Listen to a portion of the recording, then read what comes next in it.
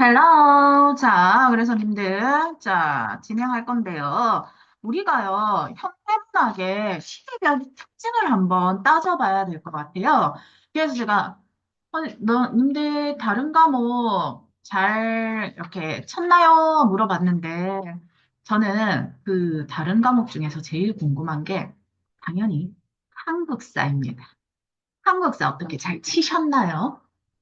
님들 어제 우리나라 역사에 남을 일 있었던 거 알죠? 이제 학교 선생님들이 화를 덜 내실 거야, 당분간은. 화면에 있었어요. 서면에 있었어. 하늘이는 금요일에 갔다 왔대. 그래서, 하늘이, 참, 여기가.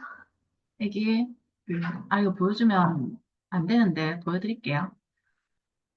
우리 애기가, 네, 금요일에 가서, 요렇게, 요렇게, 기를 쓰고, 이게 좀 쪼만하죠? 요만합니다. 우와. 이러고 이제 보고 이제 어 기분이 어땠냐 물어보니까 이제 우리 애기가 시끄러웠다라고 평을 하는 상황이 있었다고 합니다. 저는 안 됐고요. 자, 저는 이걸 실물로 보여드릴게요. 실물입니다. 네.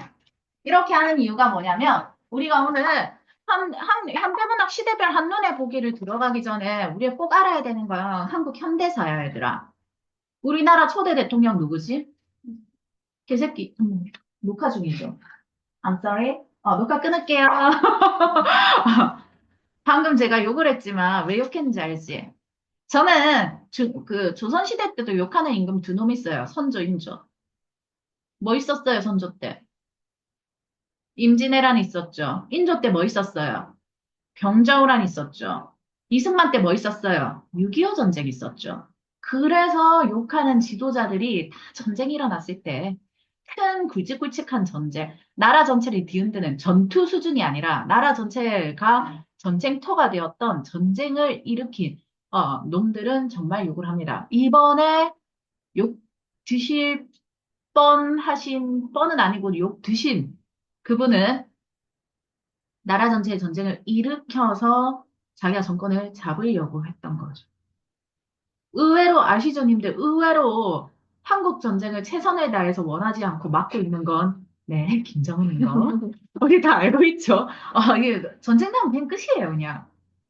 아니, 끝이에요, 그냥 정말. 그래서 기를 쓰고 지금 이 상황을 유지하려고 합니다. 맨날 깐죽거리지만, 깐죽거리지만 전쟁 나지 않을 만큼만 깐죽거리고 있다라고 우리가 평을 하고 있죠. 다들 그 짤 아시죠? 짤 보셨죠, 그 짤? 김정은은 절대로 전쟁을 원하지 않고 전 세계 평화 유지를 위해서 최선을 다해서 노력하고 있다. 라고 하는 그 짤 있거든. 자, 근데 말입니다. 여기 보시면, 자, 우리가, 강복 이후부터 시대적 특징이 있습니다. 님들, 이제 우리가 고등학교 2학년 올라가면 이렇게 바로 뭐가 있나? 문학이 있죠. 문학을 할 때는 갈래별 특징도 중요하지만 그 시대적 상황이 작품에 어떻게 반영되었는지를 체크하는 것도 중요해. 왜냐면 너희가 고등학교 2학년 문학만 치고 끝낼 게 아니라 님들 수능까지 치시고 최저까지 맞추셔야 되는 분들이 적어도 여기 있으신 분들은 부산대 최저는 무조건 맞추셔야 되는 분들이거든요. 그러면 부산대 경북대 최저까지 맞추려면 그래도 국어가 2등급 이상은 나와야 된다는 소리야. 오케이? 자, 탐구로 맞춘 건 굉장히 위험한 거 이제 아시죠? 들었죠, 님들? 탐구는 하나 틀리는 순간 3등급, 4등급 그냥 넘어갈 때가 있어요.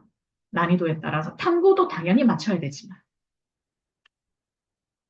국영수 위주로 체제를 맞추는 게 좋거든요. 그러면 우리가 국영수 위주로 체제를 맞추기 위해서 국어 수능을 제대로 치려고 합니다. 그런데 우리 수능을 칠 때 우리가 아는 작품이 나올 것이냐?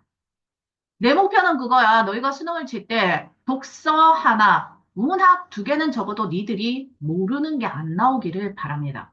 적어도 모르는 게 안 나오기를 바라고 엄매든 화작이든 보자마자 문제가 술술술 풀리게 해서 저희 학은 국어 저희 학은 그래요. 엄매든 화작이든 다 맞추셔야 돼요. 그건 다 맞추고 들어가야 돼. 그러고 나서, 문학이 약한 친구들은 독서 먼저 푸시고, 독서가 약하신 분들은 문학을 먼저 풀되, 문학에서는 하나 이상 틀리지 않는 걸로. 독서에선 두 개 이상 틀리지 않는 걸로. 그렇게 잡고 갑니다.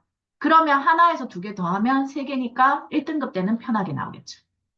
국어 세 개 틀리면 그래도 90점대니까 1등급 때는 편하게 나온다는 소리거든. 일단 목표는 그래요, 님들. 너희가 98% 받아라, 99% 받아라, 100% 받아라 이 소리는 안 해요. 100%는 100점입니다. 아, 때때로 하나 틀릴 때까지 100% 나오기도 하는데 국어 만점자가 없다면 보통 그런 경우가 없으니까요. 자, 그렇다면 얘들아, 그런 걸 하려면 모르는 작품이 나왔을 때 너희가 접근을 하려면 뭐를 잘 잡아야 되냐? 핀트와 포인트를 잘 잡아야 돼. 문학 작품 같은 경우는 어떤 식으로 해석하느냐에 따라서 의미가 완전히 다르게 와닿을 때가 있어서 아예 다른 맥락으로 해석을 하고 문제를 봤는데 굉장히 당황하는 경우가 있어. 그럼 다시 본문 찾아봐야 돼. 근데 문제는 뭐냐면, 처음 머릿속에 입력된 내가 모르는 문학 작품을 처음 입력된 그걸 바꾸는데 굉장히 오래 걸리거든. 그래서 나중에 내가 니들한테 보기 먼저 읽고 문학 작품 봐라. 적어도 우리가 아는 어떤 포인트에서 벗어나지 않도록 하고 봐라라고 하는데 보기에도 선지에도 그 어떤 힌트 없이 문학 작품을 봐야 되는 순간이 와. 그럼 우린 무엇을 보고 체크를 할 거야? 네, 이 시대적 상황과 특징을 통해서 이 파티의 문학의 특징은 이렇구나. 적어도 그 정도. 그러니까 강복 직후의 문학의 특징. 50년대, 60년대 문학의 특징은 아셔야 된다라는 겁니다. 지금 요번 겨울방학 때까지 우리가 1940년 말고 1930년, 강복 직후 1940년대잖아?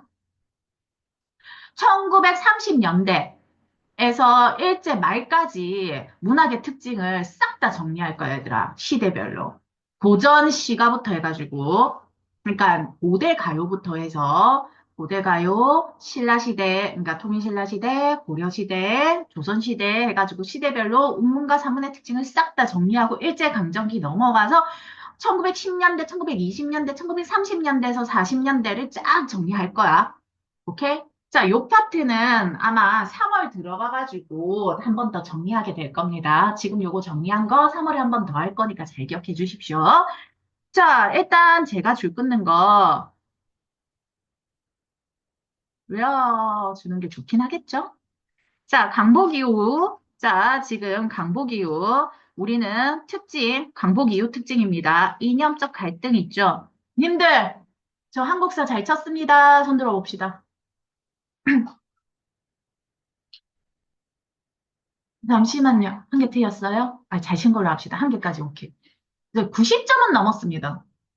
아, 오케이. 학사는 일단 제끼세요. 부산에서? 아, 요 인정. 현준아? 한국사 어땠어? 아, 말 못하겠어. 아이고, 용인은 다 그래. 용인은 애들이 수학에 몰빵해가지고 다들 매국노야. 다들 한국사 공부를 안 해. 좀 그렇지 않나, 현준아? 다 안 해. 근데 현준아, 이번 방학 때 미리 조금 한번 훑어는 보세요. 왜냐면 한국사가 나중에 부산대 가는데 크리티컬 터트리기도 해요. 지금은 부산대가 4등급까지거든? 근데 3등급까지, 한국사 3등급까지 부산대 갈 수 있었던 시절이 있어. 언니 가던 시절. 그때 3을 못 맞춰서 떨어진 애들 꽤 있어. 한국사 너무 만만하게 보면 안 돼, 얘들아. 수능은 달라.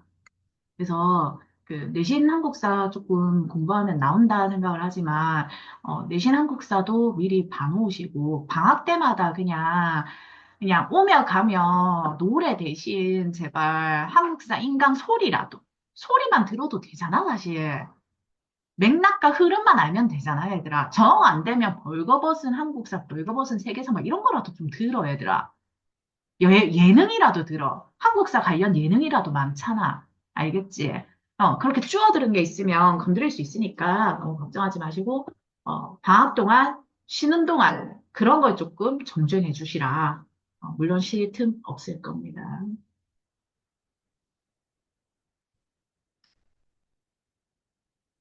장복 이후에 우리는 이념적 갈등이 있고요. 이 이념 갈등은 자, 6.25 전쟁 전까지 지속되었습니다.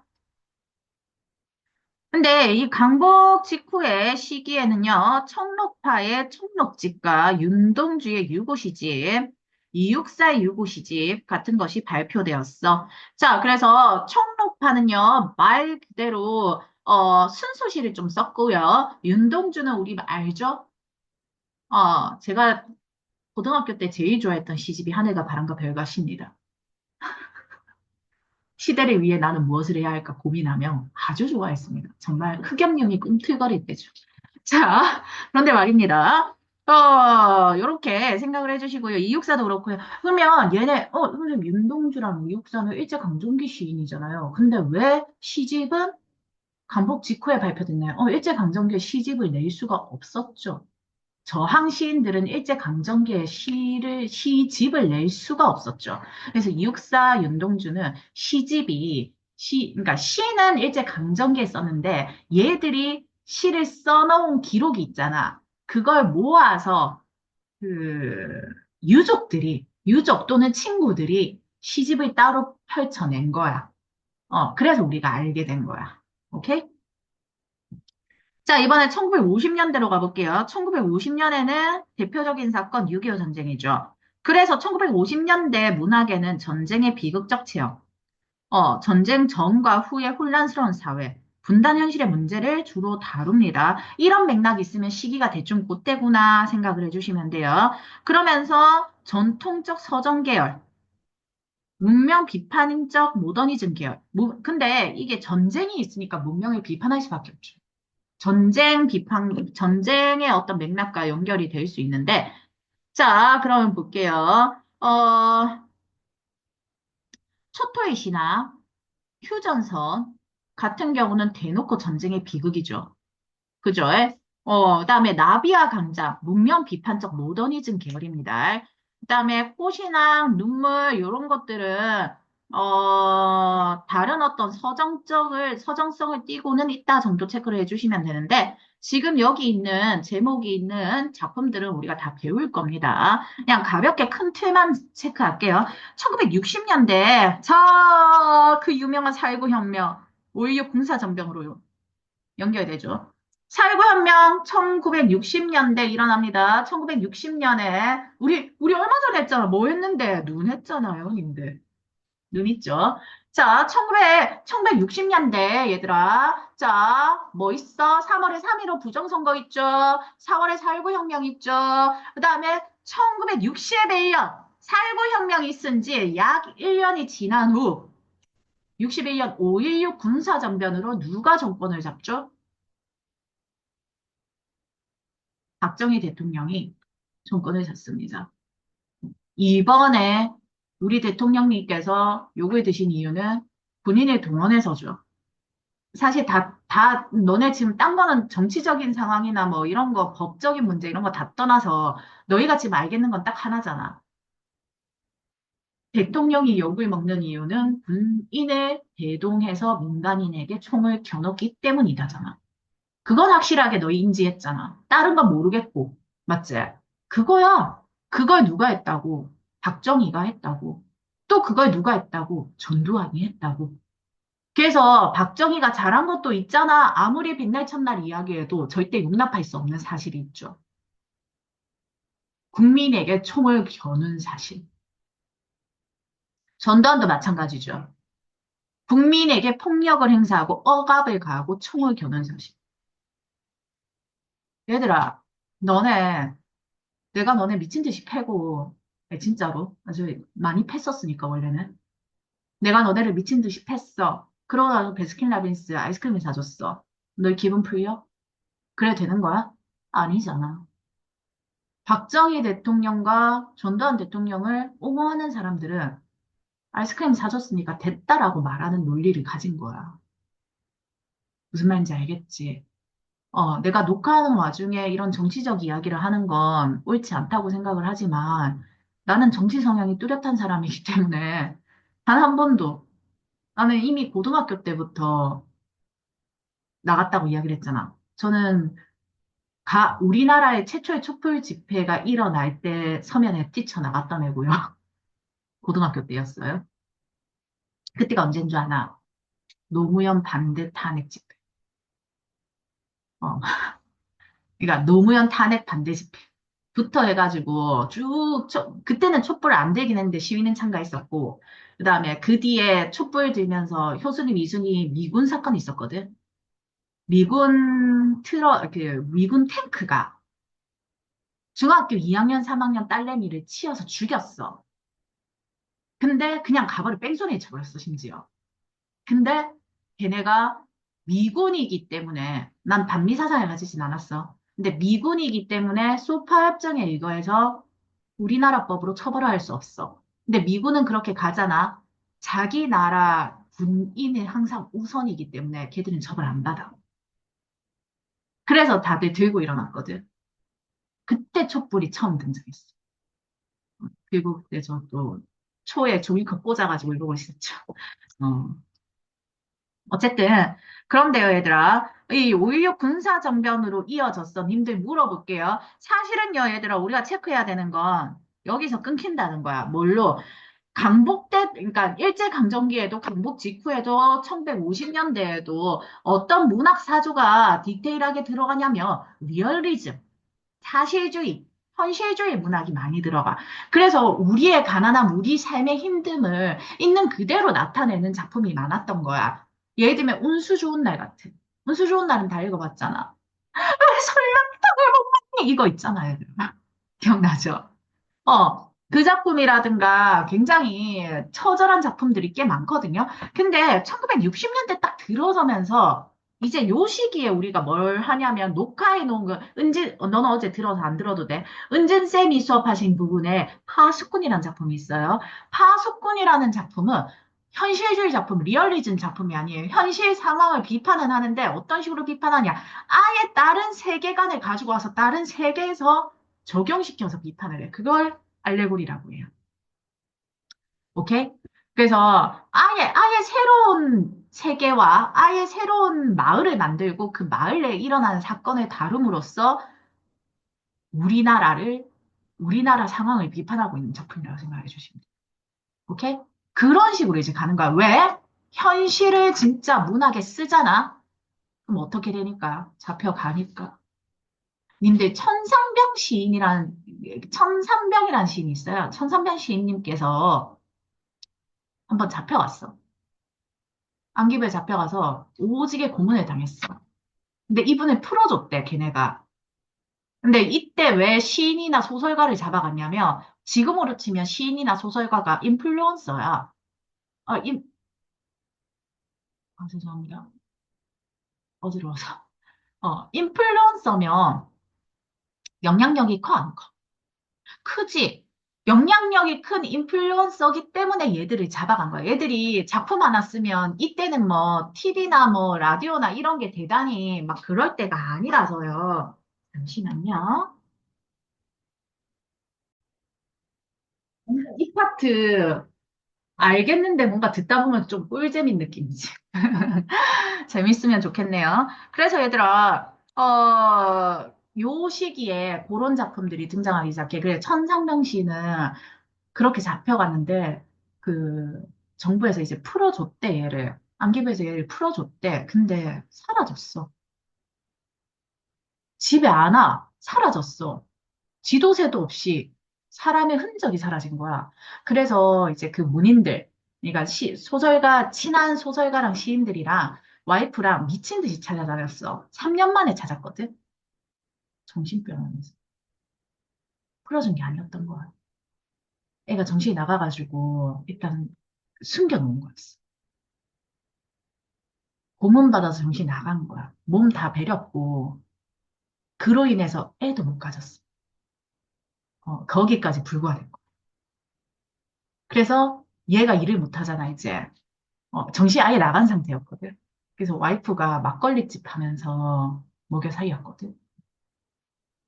그래서 친한 문인들이 이제 막걸리 집 맨날 와가지고 먹고 이렇게 가고.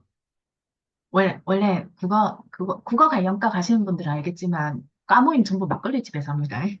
벽지다, 세종어지, 훈민정음 이런 거 붙어 있어요. 안 해올려. 술 먹고 계속 쳐다봐서 이거 본문 안 해오고 싶어도 그냥 외워져.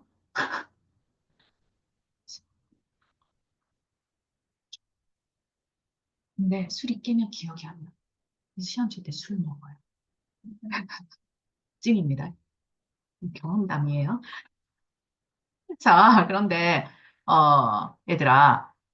그런데 그 천상병 시인이 돌아가시기 전에 무슨 시를 썼냐. 이 사람 인생 어떤 것 같아? 개 힘들었을 것 같아. 그냥 사는 게 지긋지긋했을 것 같지 않아? 근데 이분이 귀천이라는 시를 쓰고요. 그 시 내용이 뭐 이제 다는 기억이 안 나는데 나 돌아가리라. 그래서 이 세상에 자기가 산 걸 소풍으로 표현해. 그러고 돌아가서 이 세상 아름다웠다고 말하리라. 딱 이렇게 말하거든. 그렇게 힘들게 살았는데, 어, 그런 사람들이 시를 썼던 시대가 요 시대입니다. 그래서 그런 것들을 여러 번 보다 보면 어떻게 되겠어? 사실을 쓰겠어? 아니, 사실을 안 써. 그래서 김수영이 눈에서 뭐라 그래? 기침을 하라 그래. 기침을 해서 가래를 뱉어라. 너 하고 싶은 말 해라. 사실을 말해라. 잘못된 거 잘못됐다고 말해라. 라고 이야기를 하지만 그렇게 하는 순간 잡혀가는 거지. 고문당하고 죽는 겁니다.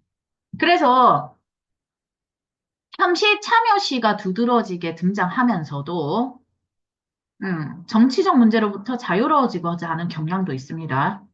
그래서 불의와 모순의 현실에 적극적 모순을 낸 현실 참여시, 그 다음에 순수 서정시 두 개가 두드러집니다. 현실 참여시는 현실을 이야기하긴 하지만 조금 빗대어서 어렴풋하게 이렇게 이야기를 하고요.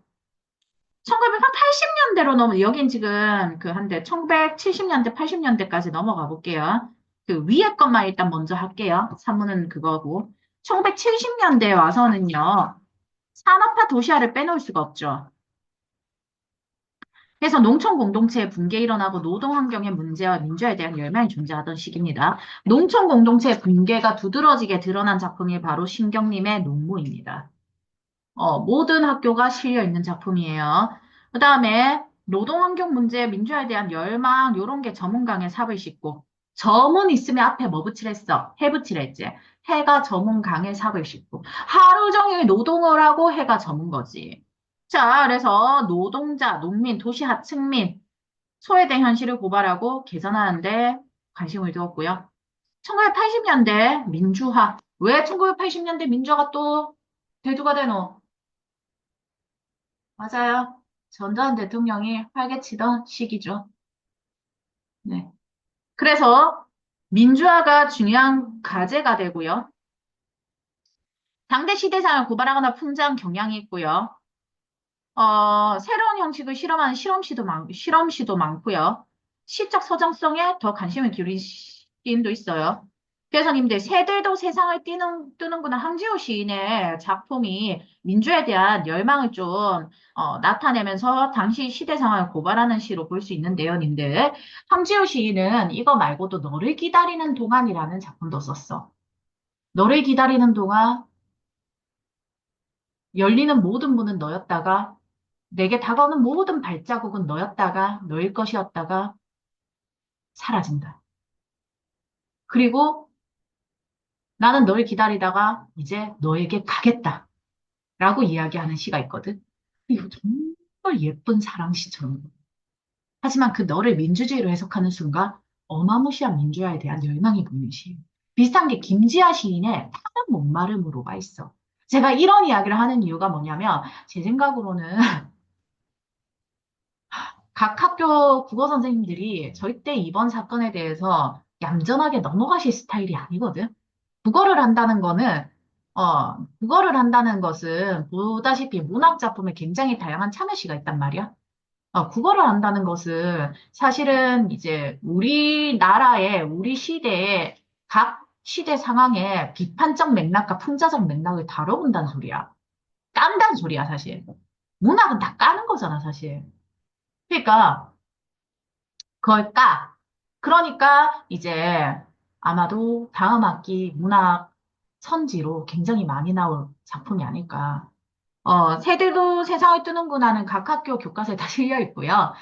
제 생각엔 너를 기다린 동안이나 타는 목마름으로 이런 것들인데 타는 목마름으로 나오지. 그러면 거기서 민주주의에 대한 열망을 드러내고 있다 정도 체크를 해주시면 돼요. 키워드 민주주의, 키워드 잡아가지고 민주주의 다루는 시 쫙 한번 기억하는 과정이 필요할 겁니다. 자, 그다음에 이번엔 1990년대 넘어갑니다. 요때는 이제 다양한 맥락. 그래서 이제 1980년대 민주화가 이루어져, 얘들아. 이루어지지. 그지? 아, 네, 제가 태어나고 난 다음에 한 3세 때인가 4세 때인가 이루어집니다. 근데 90년대 들어와서 개인의 일상, 내면에 관심을 둡니다. 이제 개인화가 되기 시작하는 거예요, 이때부터. 그래서 여성 작가의 문학 활동도 두드러지고요. 청의 꽃이라든가 눈물은 왜 짠가라든가 이런 작품이 있는데 맨발, 찬밥 이런 것들 산속에서 다양한 작품이 있죠. 성의 꽃은 뭐냐면 성애가 뭐야? 창문, 창문에 하면 맺히는 그거 성애로 볼 수 있지. 그걸 꽃으로 표현하면서 이른 아침 버스 창문에 맺히는 성의 꽃을 바라보며 그 아침 시간에 출근을 하는 사람들의 모습을 나타내면서 고된 일상을 표현한 거야. 그러면서 힘을 내자, 노력하자. 뭐 이런 맥락이고요. 자, 눈물의 외장가. 한민복 시인은 굉장히 밥을 다양하게 다룬 작품 시인인데요. 눈물의 외장가라고 이야기하면 이거는 산문시로서 한 페이지짜리야. 근데 각 학교 선생님들마다 굉장히 좋아하는 시기도 하거든. 그래서 어떠냐면, 화자는 중이염을 앓는 어머니와 고깃국을 먹으러 갑니다. 왜냐면 시외버스 터미널에서 시외버스를 타고 이제 내가 뭐 서울로 가야 되는 상황이었던 것 같아. 근데 거기서 고깃국을 먹는데 주니엄을 앓으면 사실 고기 먹으면 안 되는데 아들을 위해서 아주 더운 날, 여름날 먹으러 간 거야. 고깃국이라도 먹어라 하면서. 근데 갑자기 엄마 손을 들고 저기요, 저희 국물 좀 더 주세요. 제가 소금을 너무 넣었어요. 한 거야. 그래가지고 주인이 쓱 하고 갖다 줬는 한 그릇을 가득 국물을 갖다 줬는데 주인 고개 돌리는 순간 그 국물을 전부 나한테 부어줘. 국물이라도 더 먹어라. 엄마가. 근데 주인은 그걸 보고도 그냥 역력히 안 보려고 노력을 하고 성냥갑처럼 큰 깍두기 한 접시를 더 갖다 줘. 근데 그 순간 나는 느껴. 눈물은 왜 짠가? 더운 여름날 떨어지는 땀인지, 눈물인지 모르는 상황에서 그 모든, 나의 가난함과, 나의 가난함을 이겨낼 수 있도록, 도와주는 어떤 주인장, 그 고깃집 주인, 고깃국 파는 집의 주인, 그리고 나를 사랑해주는 엄마의 마음이 섞여서 그런, 인간적인 마음이 든다. 라는 맥락이죠. 그 정도 체크를 해봐 주시고요. 자, 이제 어디로 가냐면, 산문은 어땠는가? 소설 쪽은 어땠는가? 자, 여기 강북직후의 소설은 자기 반성적 작품, 순수문학이 많이 일어납니다.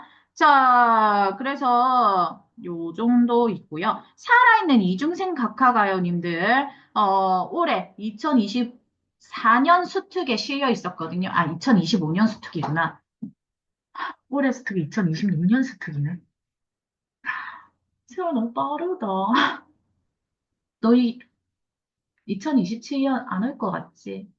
봅시다. 자, 말씀드렸죠. 님들이랑 저랑 이제 D-Day 100주가 안 남았어요.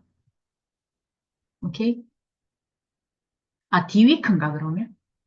주가 위크 맞나? D-Week 100주 안 돼요, 이제. 주수별로 차감해보세요. 그러면 정말 순식간일 겁니다. 살아있는 이중생 각한데요.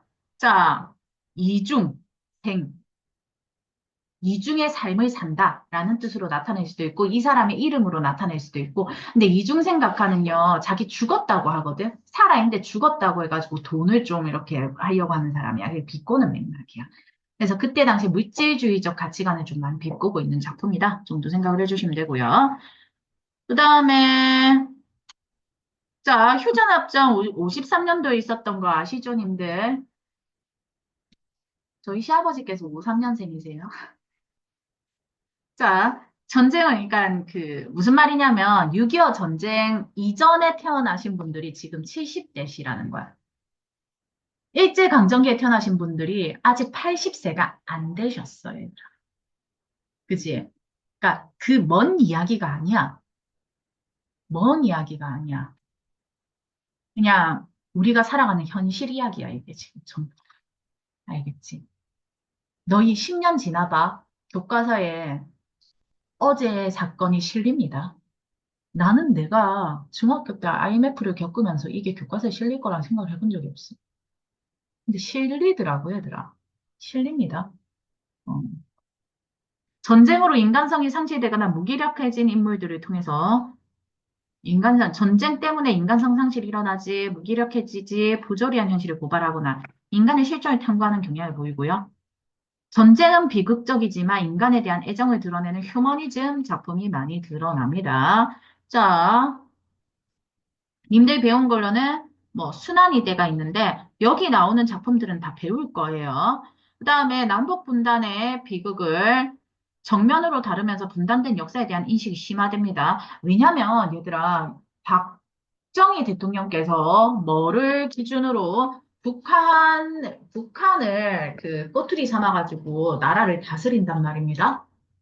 그래서 요 시기에 남북 분단의 비극을 아주 디테일하게 다루고 있다는 걸 체크해 주셔야 돼요. 그래서 우리가 오늘 배울 작품은 광장이고요. 껍빛단 리도 이 시기 작품이에요. 음, 이런, 무엇인데? 진짜. 뭐구나, 뭐가 먹는데 흘렸어, 너. 술 빼고 다 흘리. 술은 절대 안 흘립니다.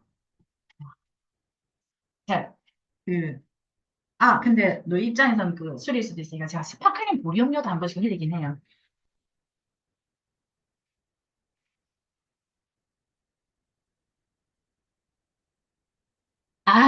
그래서 모래톱 이야기라든가 서울 1964년 겨울 요거는 올해 수특에 실려 있었었고요.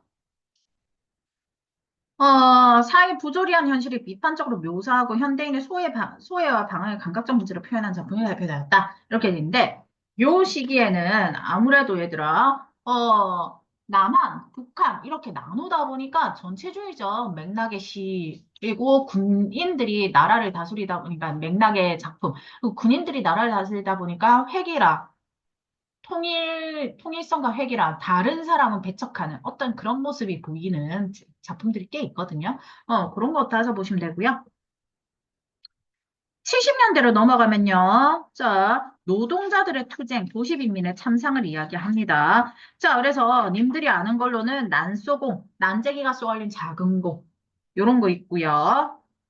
우리가 요번에 보라고 했던 파수꾼, 요 작품은 1970년대 작품입니다. 그러니까 어제 1970년대 작품을 하신 거고, 오늘은 1980년대 작품을 하시는 거고요. 오케이. 나름 시대 흐름에 맞춰서 저희가 짜놓은 거예요. 자, 그 다음에,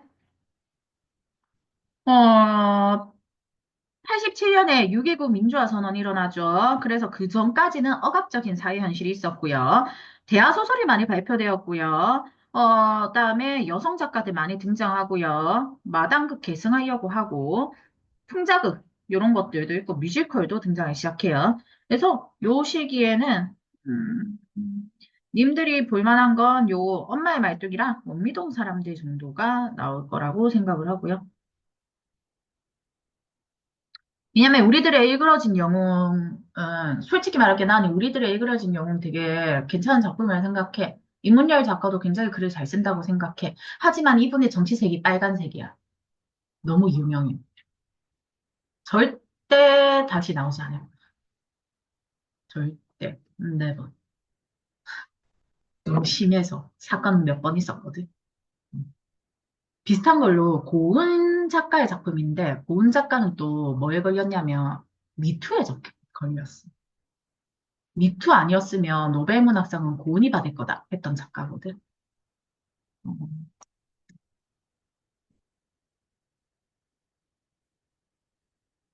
그들은 사랑이라고 이야기를 하죠. 가해자는 항상 사랑이라고 합니다. 님들. 요거는 이제 현중이도 마찬가지고요. 남자가 당할 수도 있어. 여자가 당할 수도 있고 세상 어떻게 될지 모르니까. 애들 항상 모든 가해자는 사랑이라 그러고 피해자를 가스라이팅 하려고 합니다. 아니야, 얘들아. 내가 아니면 아닌 거야. 지가 사랑인 거라, 지가 사랑이라고 나한테 그래도 되는 건 아니야. 무슨 말인지 알지? 네. 1990년대 소설 역시 시와 마찬가지고, 자, 개인의 일상에 관심 많이 두고요. 운동권 이야기 돌아보는 후일담 문학도 꽤 있고요. 2000년대 이후는 인터넷 연재 소설 같은 새로운 창작 작품이 등장하기 시작한다. 그래서 김소진의 자전거 도둑이라든가 한만금 이렇게 말했다든가 뭐 이런 것들이 많이 실리고요. 자, 광장 가볼게요. 자, 이 작품은요, 1960년대 소설이에요, 60년대. 자, 인물이 처한 상황, 인물이 겪는 내적 갈등 체크해봐야 된다. 그리고, 우리 민족이 처한 분단 현실을 체크해 보셔야 된다. 라고 이야기를 하고 있죠. 님들, 우리가 분단 현실이긴 합니다. 우리의 분단이 우리의 삶에 어떤 영향을 끼쳤는지, 우린 정말 깊이 있게 생각을 해봐야 되는 맥락이라고, 이야기를 하고 싶어요. 왠지 알죠? 지금도 분단 중이니까요. 우리는 분단 국가입니다, 님들. 들어가기 전에 잠깐 쉴까요? 얘기를 많이 할 수 있을 것 같아요. 좋죠. 갈래. 단편소설, 사회소설, 분단소설.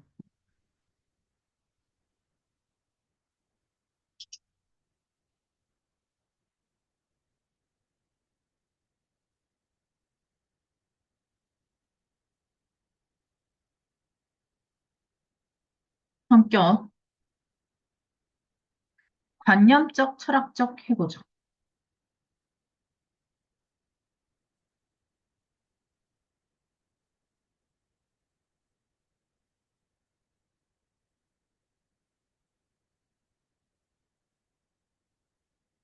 배경, 시간적 배경으로, 8.15 강복에서 6.25 전쟁까지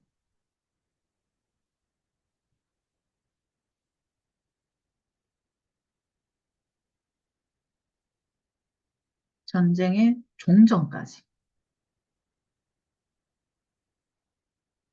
여기까지는 회상 파트에 해당하고요. 그 다음에 추가로 타고르고의 이틀이 있습니다. 이게 현재 실제 상황에 해당합니다.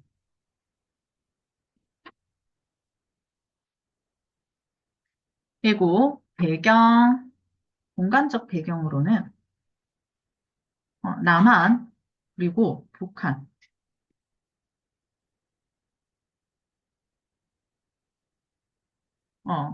그리고 인도양, 타고르고의 위입니다. 배 위에 있어요. 시점은요, 전지적 작가 시점이고요.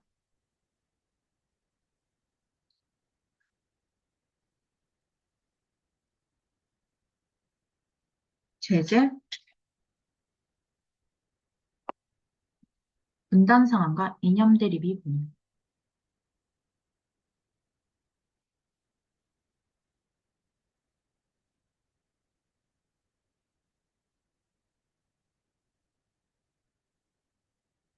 주제, 이데올로기 갈등 속의 바람직한 삶과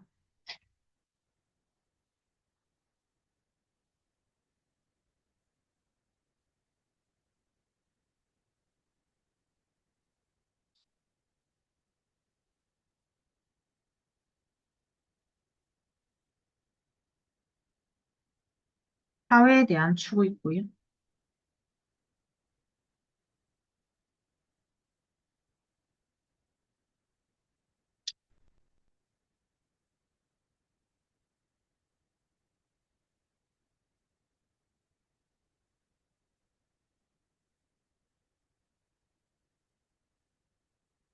특징 다뤄볼게요.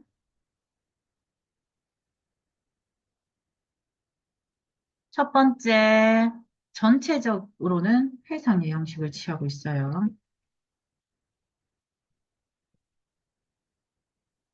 두 번째, 남북한 이념 문제를 본격적으로 다룹니다.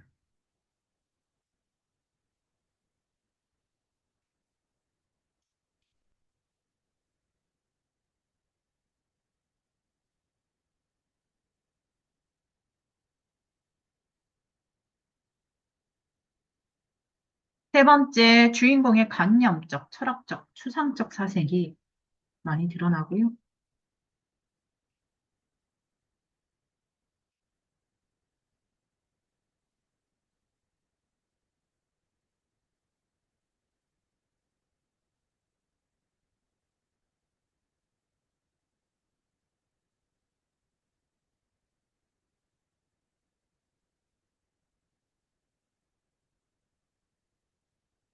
돌아가신 지가 얼마 안 됐죠. 2018년에 돌아가셨죠.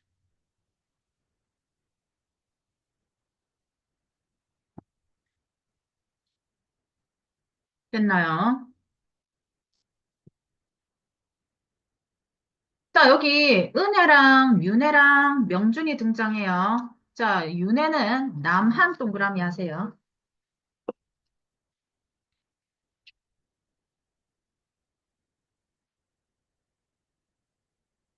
은혜는 북한 동그라미 하세요. 명준이는요, 아버지가 월북했었고, 그것 때문에 힘들어 하다가 결국 월북합니다, 본인도. 남한 사회 한멸을 남한에서 살면서 자기 삶을 다 갖다 버리고 북한으로 갔는데, 그러고 북한군 장교로 6.25 전쟁에 참전하게 됩니다. 오케이? 평범한 대학생이던 명주는 아버지 때문에 치안 당국의 훈련과 고초를 겪고 풀려납니다. 이 시기에 대학생이란 건 굉장히 똑똑하고 배운 놈이란 소리야. 오케이? 지금처럼 누구나 다 대학을 갈 때가 아니야. 진짜 똑똑한 놈들만 가는 거야. 지금으로 치면 서울대 수준 애들만 대학이라는 걸 갔던 거야. 딱 서울대만 그게 아니라 그냥 대학을 가는 것 자체가 엄청난 일이었던 시기거든. 그래서 남한사회 한별을 느끼고 애인 윤혜를 남겨놓고 월북해서 노동신문의 기자로 일하게 됩니다. 근데 현실 속에서 이념이 왜곡되어 줄 거 볼게. 현실 속에서 이념이 왜곡되어 개인의 개성과 자유를 허용하지 않는 획일적 북한 사회. 여기에 실망하고 그 와중에 또 거기서 연애를 해가지고 은혜를 만나요. 근데 은혜가 유학을 떠나면서 좌절되고요. 근데 전쟁 중에 다시 은혜를 만나요.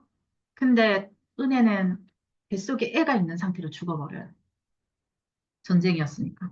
그 상황에서 명조는 포로가 돼서 송환을 위한 심사를 받게 됩니다.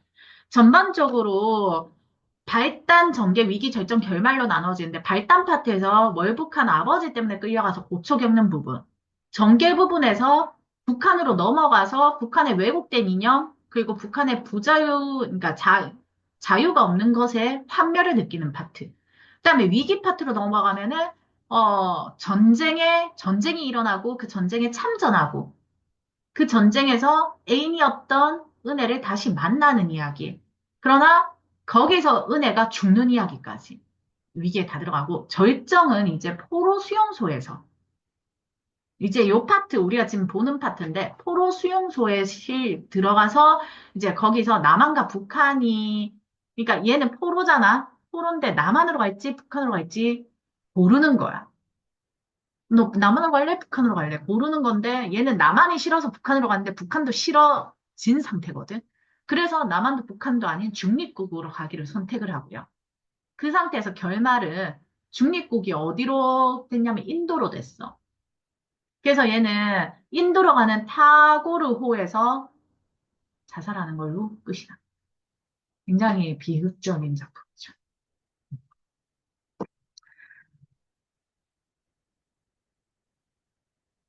자, 여기서부터 절정에 해당한다고 체크를 할게요.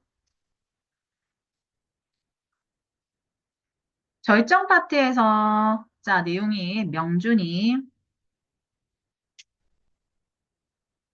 포로 수용소에서 석방될 때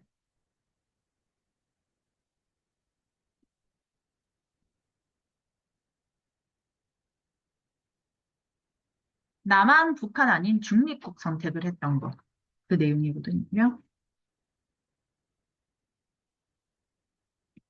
통로보다 조금 높게 설득자들이 앉아있고 포로는 왼편에서 들어와 바른편으로 빠지게 되어 있다. 바른편이 오른쪽인 거 알죠? 네 사람의 공산군 장교, 국민복을 입은 중공 대표, 중국을 말합니다. 중화인민공화국 줄임말이 중공이에요.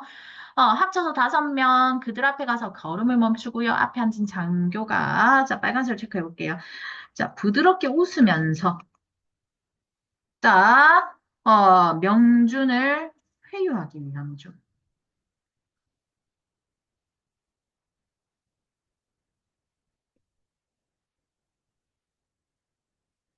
동무 앉으시오. 명준은 움직이지 않았다. 동무는 어느 쪽으로 가겠소?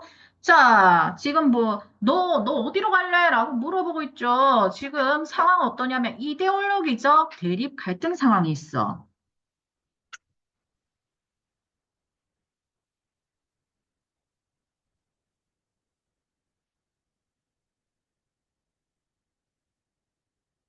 거기서 선택을 강요받고 있습니다.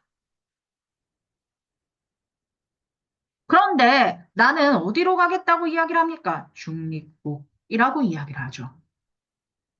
자, 중립국은 중립주의를 외교의 방침으로 한 나라인데 이념의 차이로 갈등하지 않아도 되는 곳으로 가고 싶다는 뜻이죠.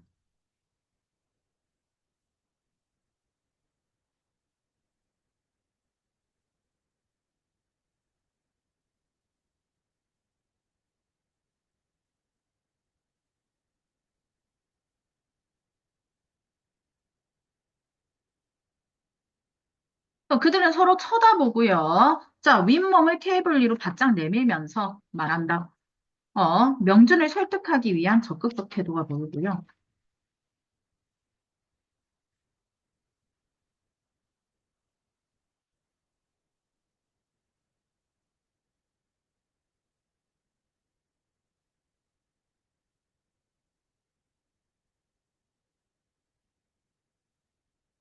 동무, 중립국도 마찬가지 자본주의 나라요. 굶주림과 범죄가 우글대는 낯선 곳에 가서 어쩌자는 거요. 자, 요 부분 별 때릴 건데요. 자, 명준을 설득하는 북측의 논리야.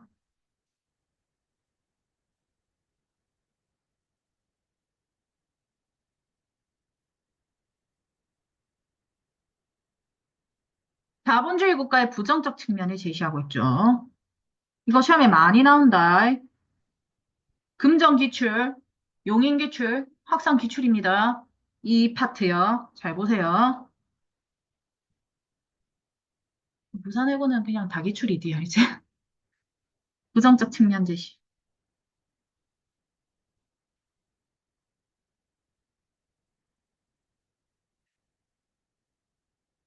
중립국, 다시 한번 생각하시오.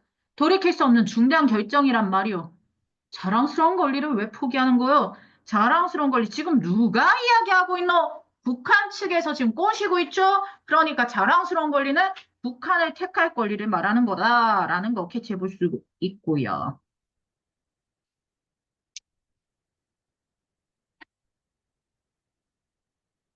이번에 그 옆에 앉은 장교가 나앉는다. 옮겨 앉아서 동무, 지금부터 묶어볼게요. 인민공화국에는 참전용사를 위한 연금 법령을 냈소. 참전용사를 위한 연금 법령을 냈소. 자, 혜택 1. 동무는 누구보다 먼저 일터를 가지게 될 것이고, 혜택 2죠. 인민의 영으로 존경받을 것, 혜택 3이죠. 전체 인민은 동무가 돌아오길 기다리고 있어. 고향의 처목도 동무의 개선을 반겨일 거요까지 묻고. 자, 북측 논리죠.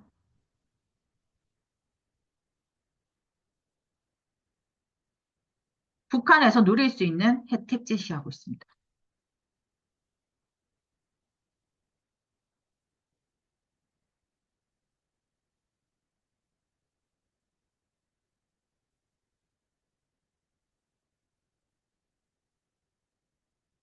중립국. 그들은 머리를 모으고 소곤소곤 상의를 합니다. 자, 왜 명준을 설득하기 위한 추가 제안을 하기 위해서.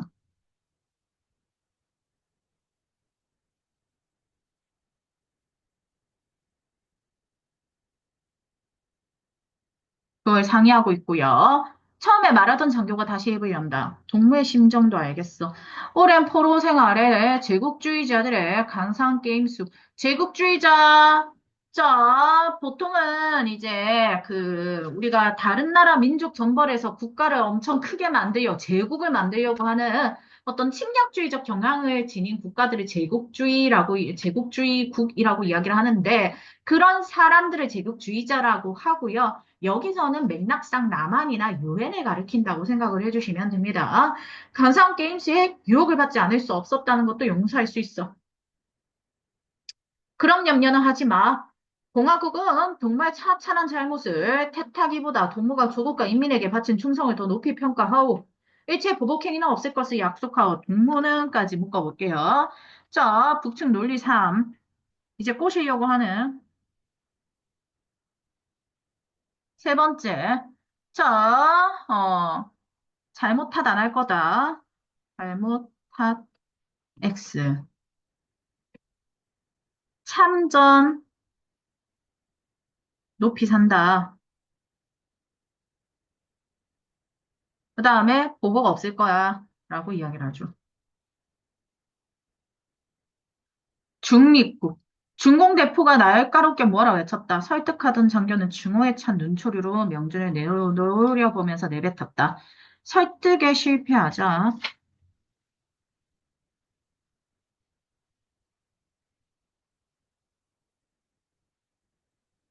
태도가 적대적으로 돌변.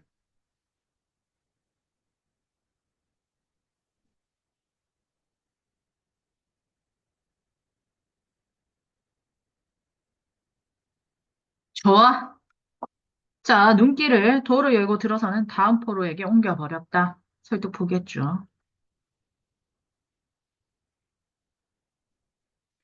자, 여기까지 내용 맥락 뭐였노 했더니 북한 측의 설득에 불구하고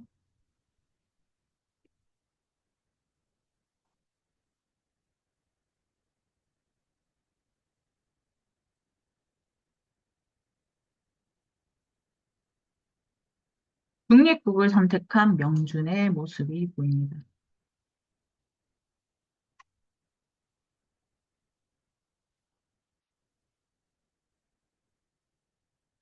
아까부터 그 누구예요? 명준이죠. 설득자들에게 간단한 말만 되풀이하면서 간단한 한마디 뭐였어요? 중립국이었죠. 아이고.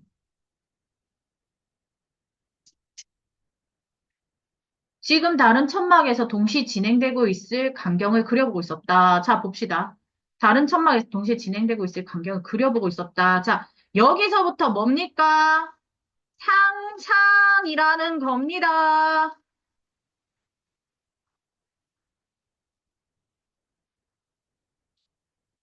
어디? 자, 그 뒤에 왜? 그려보고 그 자리에 자기를 세워보고 있었다까지 체크를 여기 제가 형광펜을 줄 부분을 보면 여기서부터 얘가 지금 상상하고 있는 거구나. 그러니까 무슨 말이야? 북한한테 설득을 한번 당했고 내가 중립국을 가겠다고 이야기를 했고 그 다음에는 상상으로 누구의 설득을 이야기할 것이다?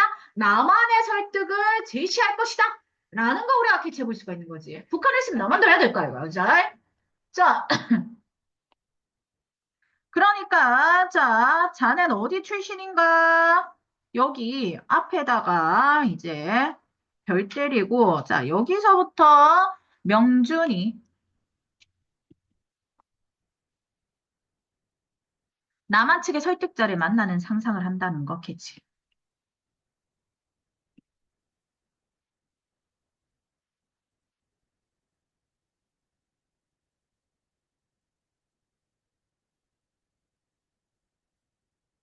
자넨 어디 출신인가? 서울이군. 자, 서울. 자, 남한 출신임을 근거로 설득하려는 의도가 있습니다.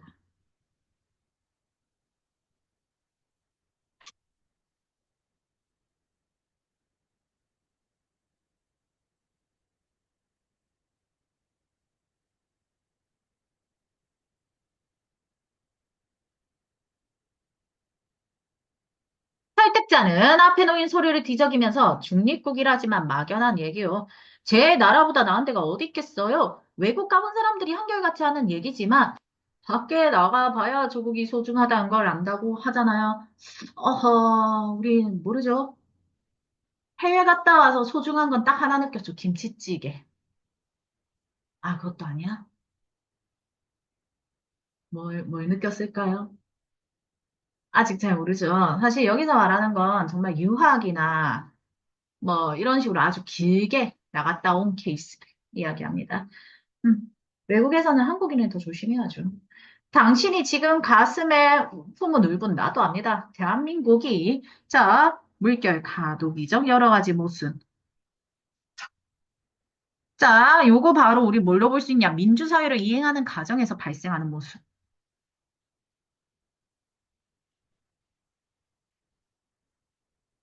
이행 과정 발생 모순.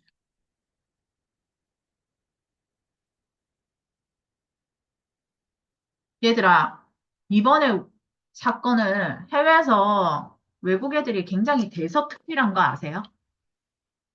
엄청 크게 막 그 뉴스에 냈던 거 아십니까, 혹시? 웬 거 같아?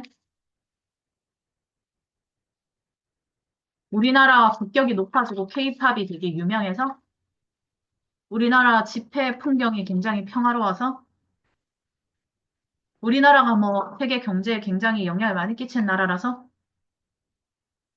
자기들 나라의 콩고물이라도 떨어질 것 같아서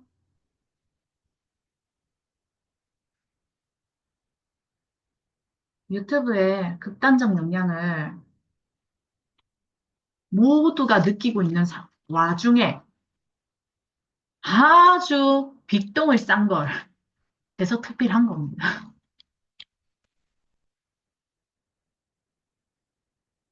얘들아, 너희가 듣고 보는 게 세상의 전가 아니야. 너희가 듣고 보는 건 세상의 일부고, 우리 서성한 스카이 백날 첫날 말해봤자, 그래봤자 한국이야. 그렇잖아. 우리 백날 첫날 알고 기어봤자, 너네 그렇게 학력 중요하게 해가지고 길을 쓰고 가봤자, 그래봤자 한국이야. 너희 서성한 나와도 뉴욕에 취업 못하는 거 알죠? 서울대쯤 나오면 가능해요.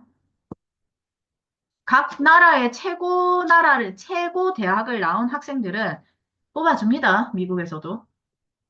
최고 대학은 확실하게 정해져 있잖아. 음. 근데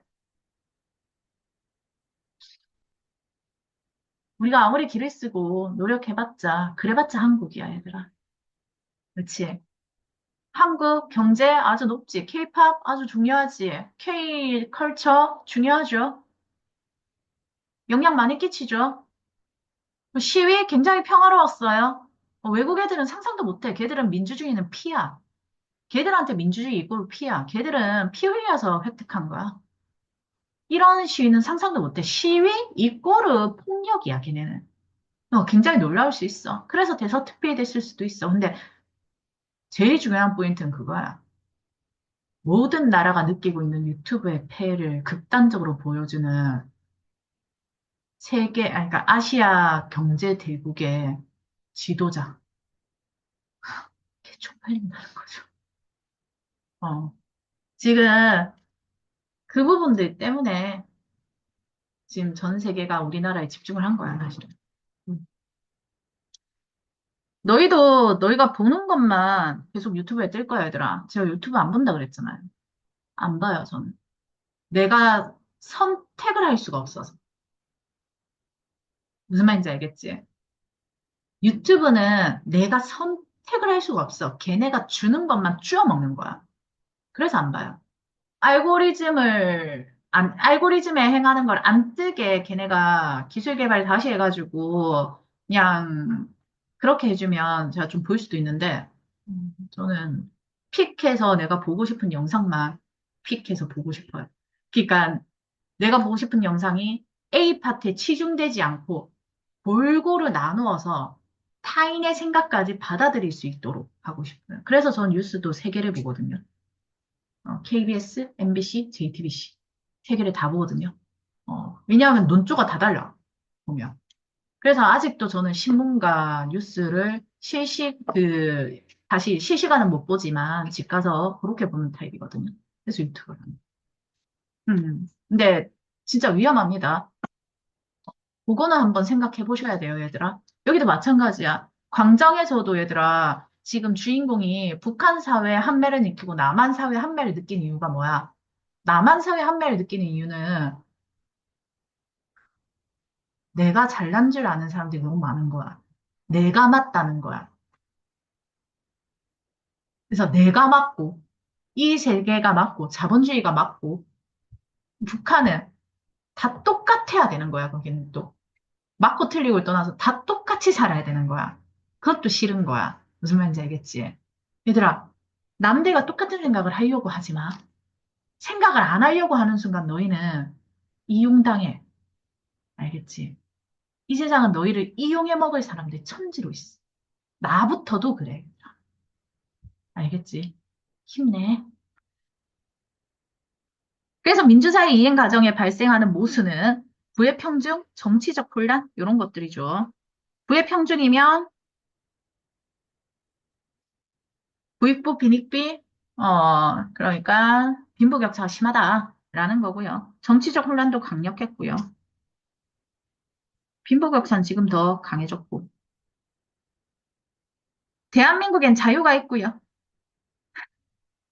남측 논리죠. 첫 번째, 자유를 강조해서 이념적 우위를 내세웁니다.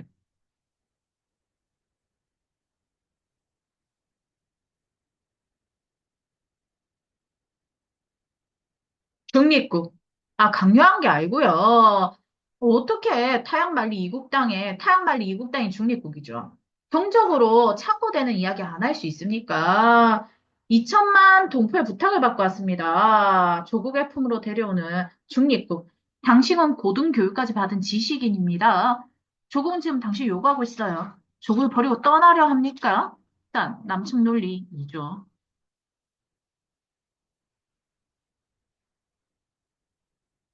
조국이 호소하고요. 어, 지식인의 책임감을 상기시킵니다.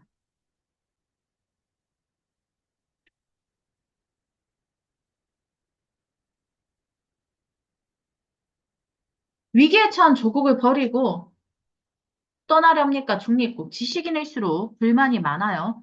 제 몸을 없애버리겠습니까? 종기가 났다 말이죠. 자, 제 몸을 우리가 대한민국으로 본다면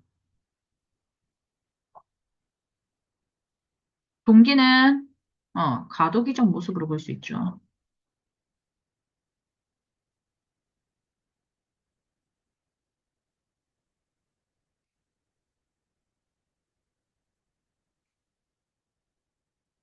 당신 한 사람을 잃는 거, 무식한 사람 열을 잃는 것보다 더 큰 민족의 손실입니다. 아직 젊습니다. 우리 사회 할 일이 태산 같고요. 여기까지 묻고 남측 논리 4죠. 아, sorry, 3이죠.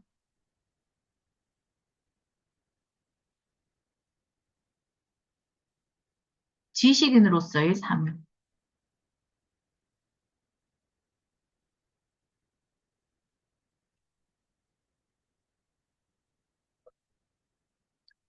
나는부터 묶어서 당신보다 나이를 약간 더 먹었다는 의미에서 친구를 충고하고 싶고요.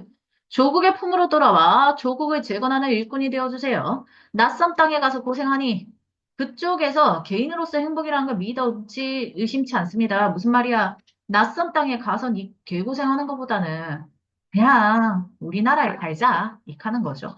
당신 처음 봤을 때 인상 마음에 들었고요. 동생처럼 여겼다. 개인적 조를 제공할 용의가 있습니다. 어떻습니까? 가죠.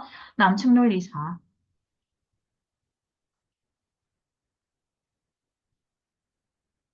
개인적 감정에 호소하죠.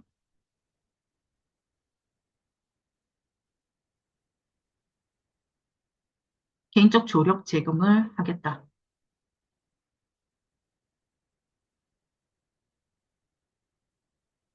하고 있고요.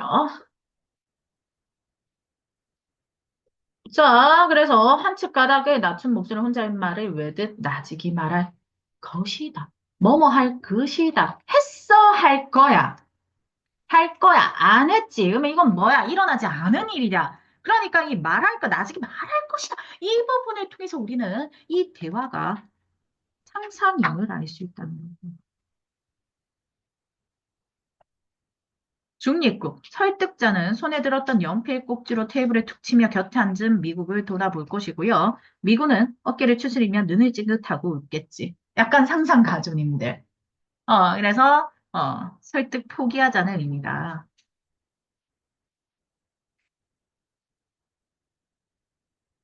네, 여기까지 끊고 남한 측의 설득을 거절하는 장면을 상상하는 명주.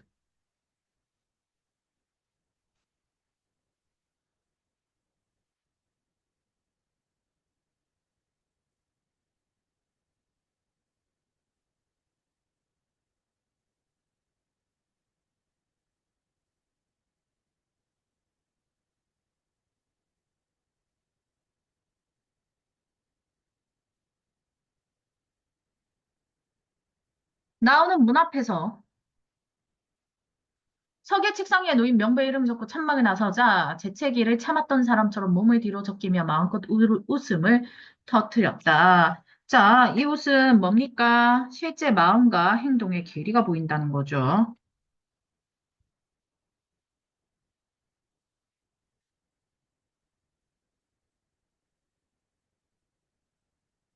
그러면 실제 마음은 어떻길래? 자, 실제 마음은 허탈감, 비애, 절망, 이런 것들이 있는 겁니다.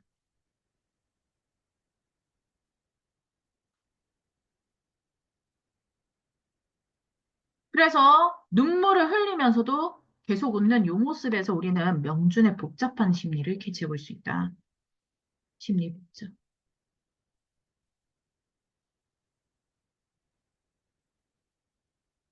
여기까지 끊고 중립국을 선택한 명준.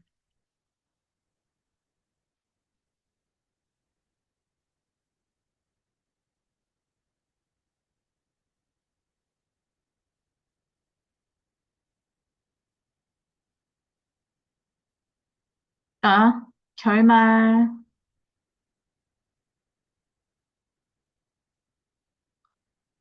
펼쳐진 부채. 이 부채는요, 명준의 삶을 상징적으로 나타내고 있습니다.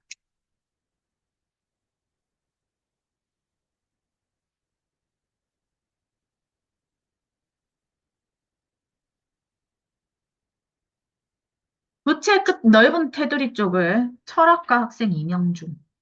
요거 남한에서의 명준이고요.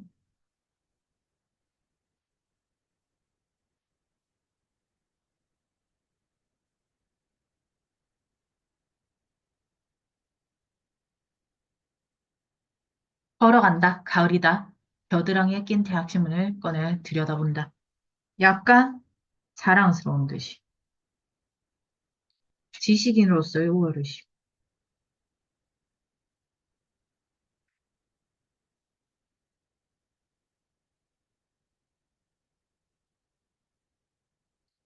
여자를 깔보진 않아도 알 수 없는 동물이라 여긴다. 책을 모으고 미라를 구경하러 다닌다. 아, 이거 안 적었네. 결말에서의 내용 안 적었네요. 명주는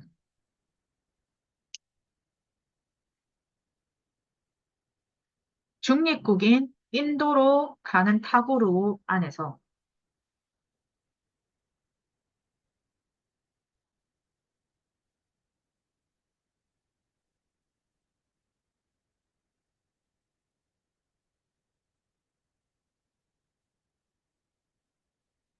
바다로 투신자살.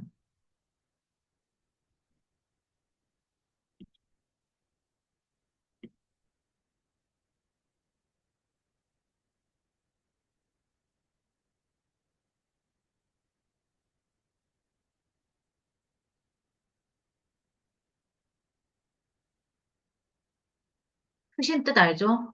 몸을 던진다라는 뜻입니다.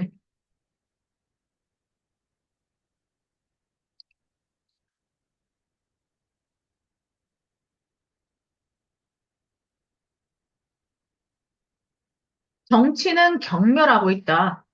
그 경멸은 실은 강한 간신과 아버지의 일, 아버지가 월북했었거든. 북한으로 가버려서. 그런 모양으로 나타난 것인 줄은 알고 있다. 다음에 부채 안쪽에 좀 더 넓은 너비의 바다가 보이는 분지. 거기 보면 갈매기가 날고 있고, 윤회는 남한에서 명준의 애인, 남한의 애인이라고 적을게요. 말하고 있다. 윤회 날 믿어줘. 알몸으로 날 믿어줘. 고기 썩는 냄새가 역한 배 안에서 물결에 흔들리다가 깜빡 잠든 사이에 유토피아의 꿈을 꾸고 있는 그 자신이 있다.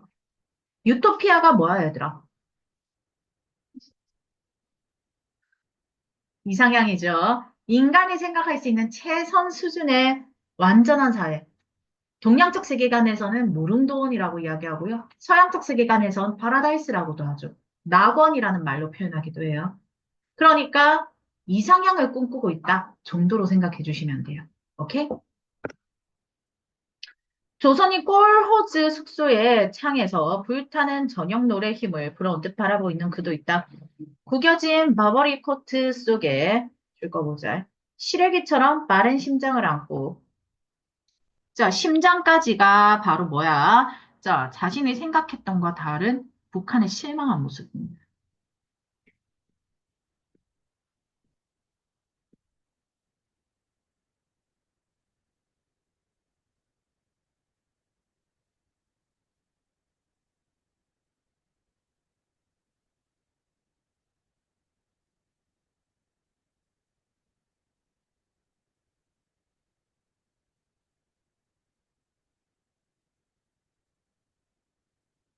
네, 은혜는 북한의 애인입니다. 은혜가 기다린 하소로 돌아가고 있는 9월의 어느 저녁이 있고요.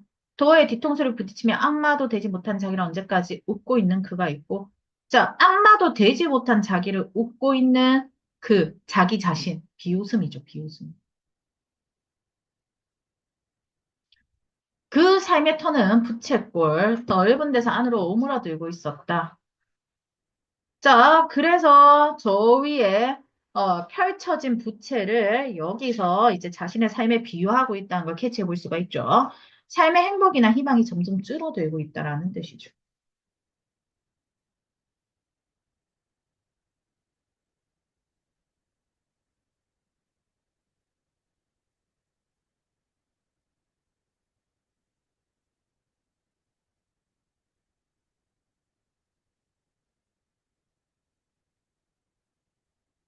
마지막으로 은혜와 둘이 안고 뒹굴던 동굴이 부채꼴 위에 있다.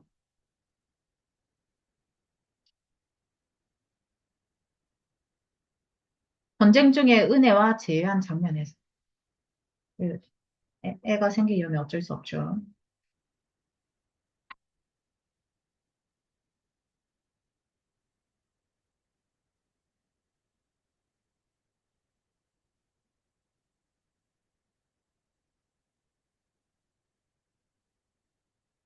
어디에? 사람이 안고 뒹구는 목숨이 꿈과 다르지 않으냐.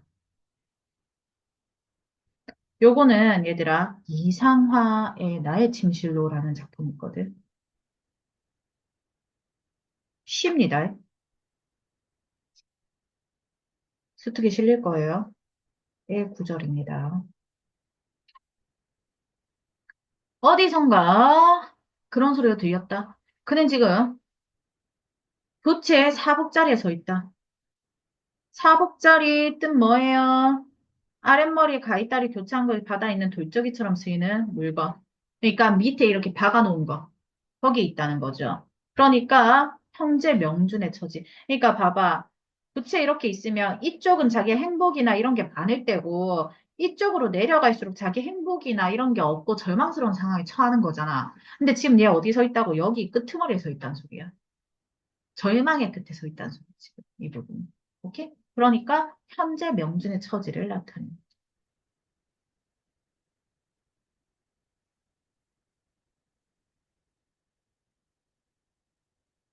삶의 광장은 좁아보자. 좁아지다 못해 끝내 그 두 발바닥이 차지한 넓이가 되고 말았다. 무슨 말이야? 더 이상 갈 곳이 없다는 거죠. 얼마나 절망적이겠어, 지금. 막다른 상.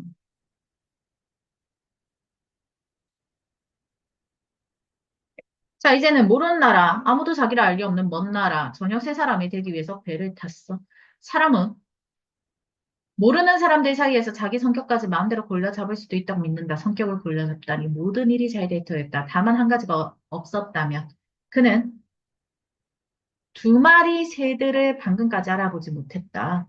두 마리 새들 바로 뭐냐? 은혜와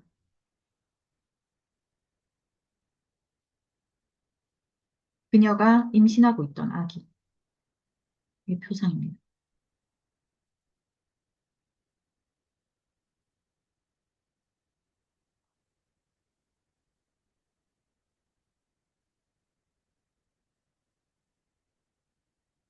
무덤 속에서 몸을 푼 한 여자의 용기를 아이를 임신한 채 죽은 은혜를 나타냅니다.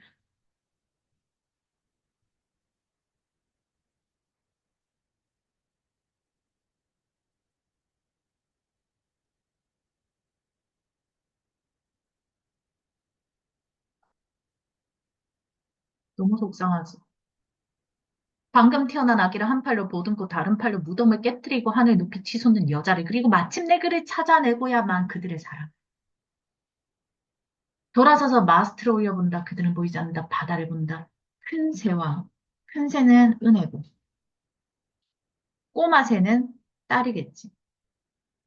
그 뱃속의 아기를 딸이라고 생각합니다. 바다를 향해 미끄러지듯 내려오고 있다. 바다.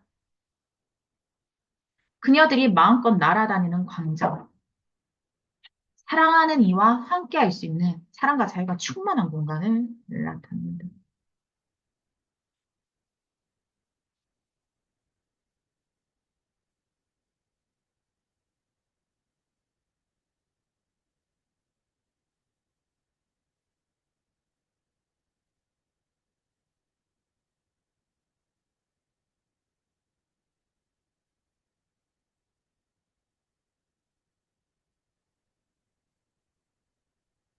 부채꼴 사부까지, 부채꼴의 끄트머리까지 뒷걸음친 그는 핑그르 뒤로 돌아섭니다. 제정신이 든 눈에 비친 푸른 강장. 푸른 강장 바로 바다죠. 바로 명준이 남 그리고 북에서 남한과 북한에서 찾고자 했던 참된 공간.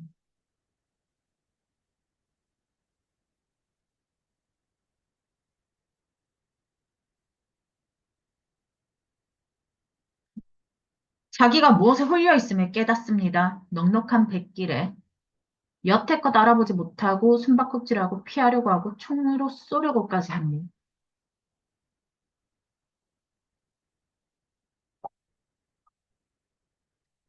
이거 뭐냐면 선상에 지금 생략되어 있는 부분인데 선상에서 바다새를 처음 보았을 때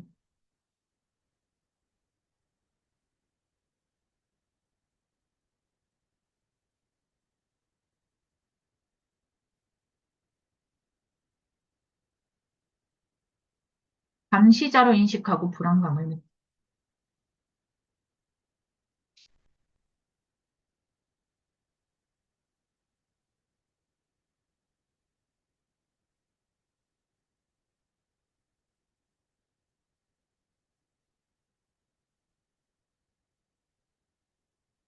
무엇이 씌었던 게 틀림없다. 큰일 날 뻔했다. 큰 새, 작은 새는 좋아서 미칠 듯이 물속에 깔아앉을 듯 탁 치고 지나가는가 하면 되돌아오면서 그렇다고 한다. 자, 무덤을 이기고 못 잊을 고운 가치들이 손짓해 부른다. 내 따라 비로소 마음이 놓인다. 야지목도.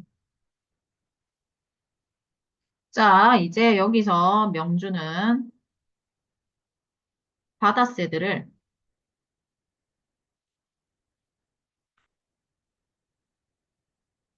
여기서 제가 또 사이시옷을 물어보면 해봐죠. 바다새죠, 얘들아. 새들을 은혜와 자신의 딸로 인식하고 있는 것이죠.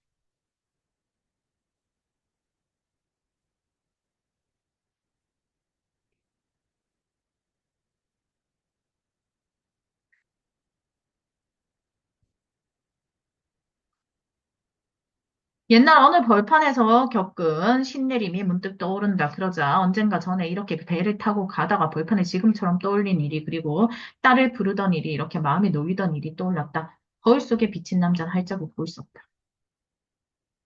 이제 여기서 드디어 명준이 자살을 결심한 겁니다. 명준이 은혜와 딸이 마음껏 날고 있는 공간에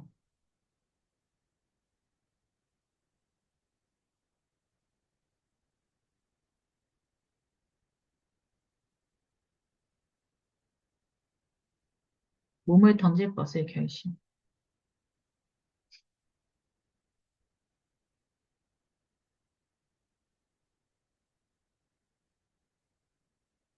여기까지 끊고 자신의 삶에 대한 명준의 해고와 결심.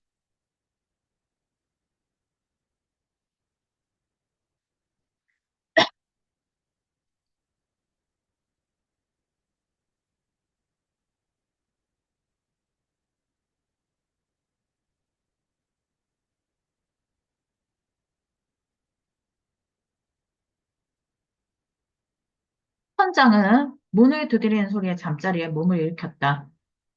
야광 시계를 보고 마커에 닿자마자 일렀다. 무슨 일이야? 석방자가 행방불명되었습니다. 인원을 파악해봤습니다. 대안은 보이지 않습니다. 누구의 없다는 게 미스터리 명준이죠. 말입니다.까지. 이 부분에서 명준이 이제 충격적인 작품이긴 해요, 이게. 바다로 투신했음을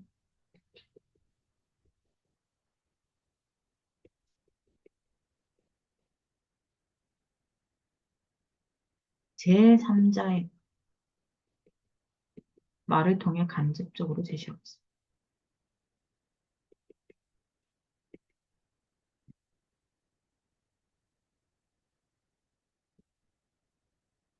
여기까지 행방불명된 명준의 모습이 있습니다.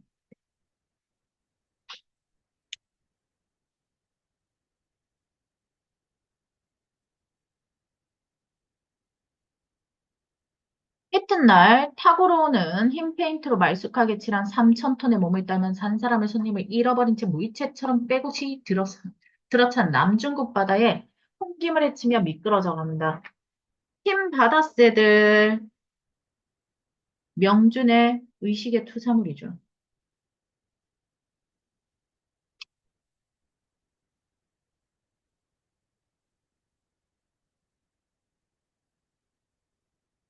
그림자는 보이지 않는다. 마스트에도 언저리 바다에도 마카오에서 다른 데로 가버린 모양이다. 까지 끊고 계속해서 앞으로 나아가는 타고로.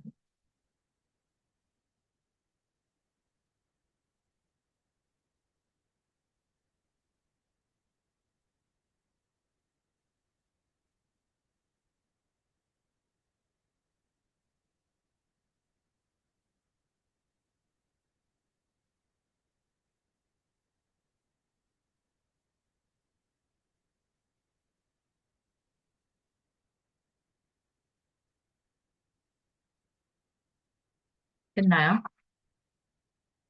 얘들아, 이 작품에서 강장과 매실이 계속 나오는데 강장은 트인 공간이야. 모두의 의견이 들어가 있는. 그래서 공동 이념을 추구하고 바람직한 사회적 이상을 추구하는 곳.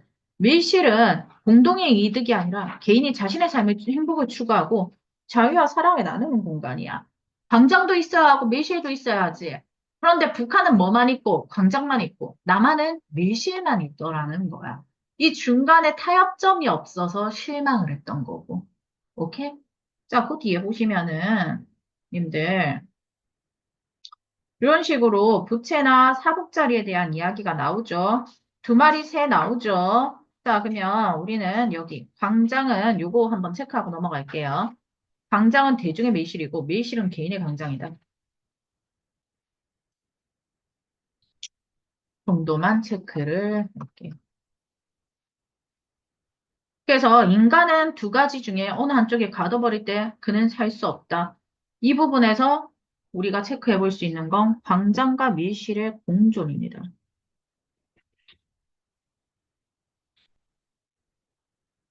공존해야 된다는 거죠.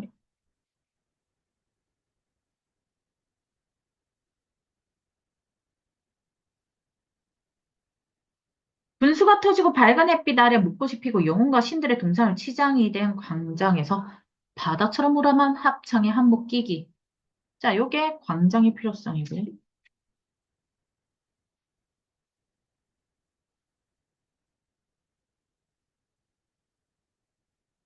개인의 일기장과 저녁에 벗어놓은 채 새벽에 입고 간 애인의 장갑이 엉킨 침대에 걸터 앉아서 감정을 잊어버릴 수 있는 시간. 밀실의 필요성.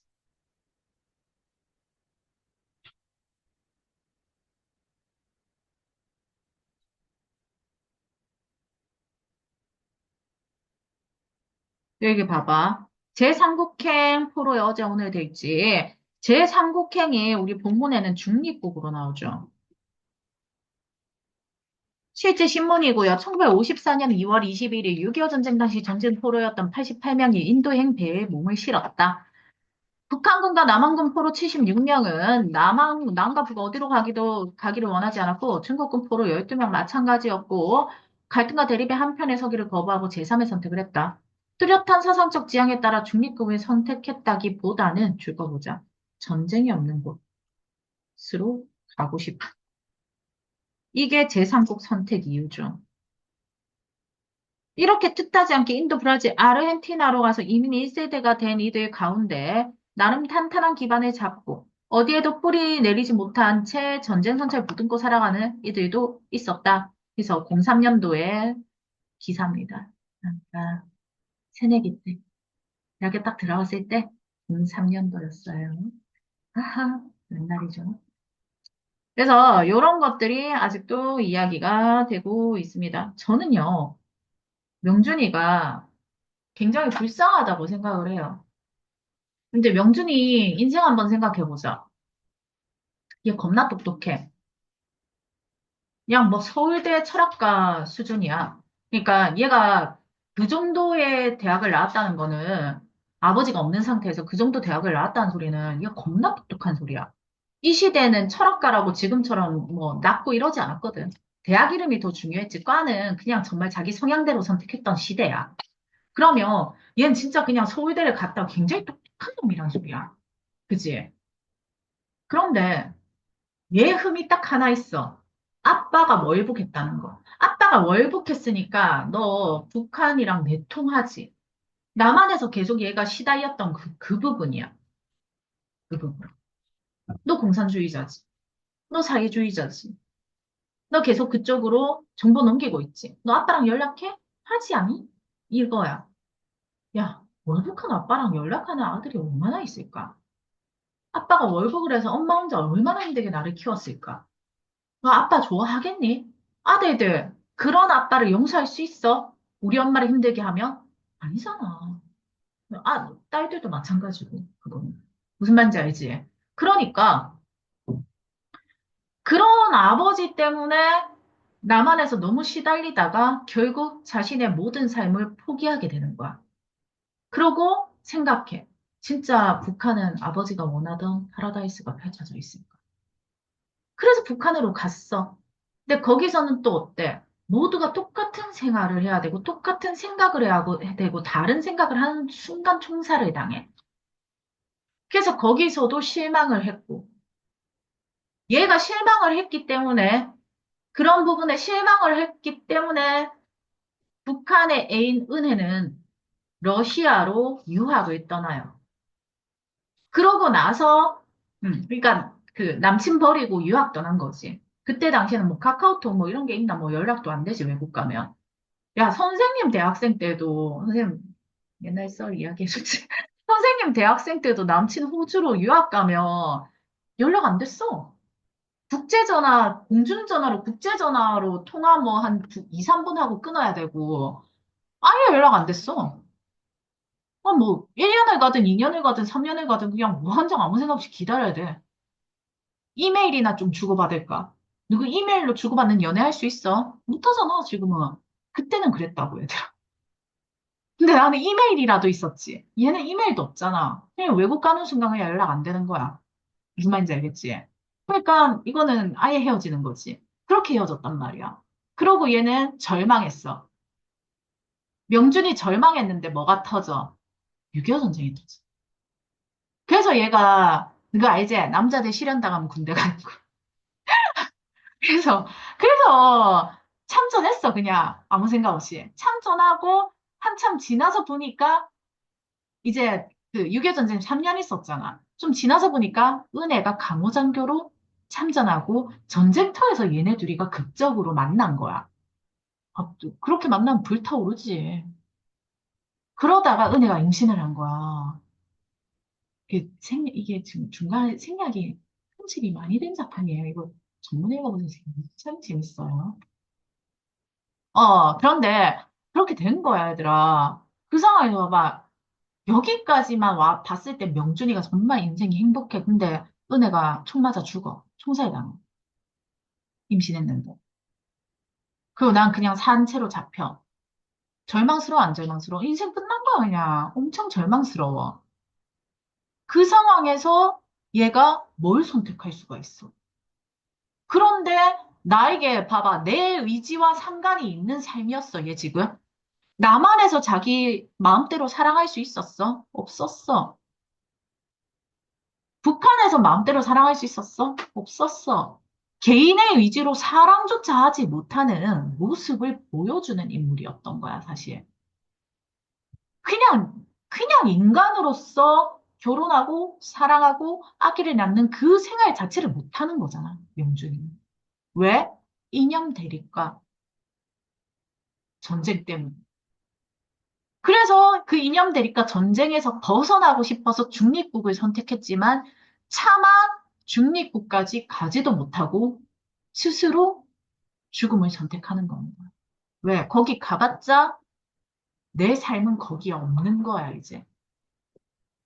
내 인생은 이제 아무 곳에도 없다는 걸 깨달은 거지. 그냥 인간으로서 소박한 행복 하나 추구하던 그 삶이 다 무너져 버린 뭐 때문에? 이념 대립 때문에. 사실은 이 광장 굉장히 어렵게 느껴지겠지만 그 맥락 하나 잡고 가면은 그냥 이 명준이라는 사람이 다 이해가 돼, 그냥. 이미 절망했고, 이미 모든 것을 놓아버렸고, 이미 내 삶을 다 잃었는데, 나한테 남한으로 갈래, 북한으로 갈래 물어본들, 내가 남한으로 가겠다고 하겠어? 북한으로 가겠다고 하겠어? 어떤 느낌인지 알겠지, 얘들아? 그렇게 생각해 주시고, 여기 보시면, 자, 여기 페이지는요, 님들 270페이지세요. 광장은 남북 이념적 대립에서 고뇌하고 갈등하는 지식인의 모습을 보여줘요. 분단 현실에서 남북한 사회가 지닌 이념적 허상을 드러내고 있어. 은혜와 태어나지 못한 아이의 표상의 갈매기에 따라 바다에 몸을 던지는 게 현실적 한계야. 왜냐면 남북 분단 상황에 대해서 적극적 대응 모습을 보여주지 못해. 결국 개인의 희생을 보여줄 뿐이야. 그래서 이게 이 작품의 한계지만, 자, 요 작품이 남북 분단 상황에 대해서, 이 상황과 이념 대립에 대한 비판적 맥락을 다룬 거의 첫 작품이라는 점에서 굉장히 의의가 있는 작품이에요. 그거 함부로 건드릴 수 없었거든. 무조건 남한 편 들어야지. 그러니까 남한의 단점을 이야기하는 순간 잡혀가는 시대에 이걸 쓰신 거야. 대단하시죠?